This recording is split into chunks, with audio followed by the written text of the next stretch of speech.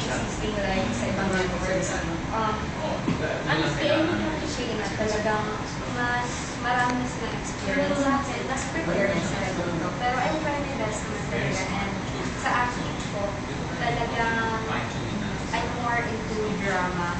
Pero ngayon, since mga teenagers, yung mga teenage roles yung dinadala ko, kaya light lang. And then, I have there since time pa lang. And way back since wala akong experience zero experience in television sa pag-access sa TV. Kaya, now I'm starting, that I'm starting, and nakita ko yung mga performance ko sa Start and Fashion. Zeroet. Zeroet.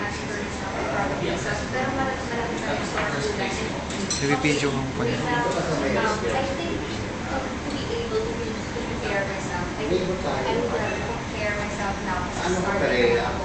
Compare ko sa ang sarili ko, nung nagsa-start ba sila, kasi make it fair. Pero yung corner ko siya Kami dalawa. lahat as beginners, We're just a block away from doing that. sa kanila, sa akin. Napunawag na kaya Monday. Hindi ka ba dahil dito? Pero nasa mo Pioneer deal. pero All parang deals. marami kinuha na ibang artista pa na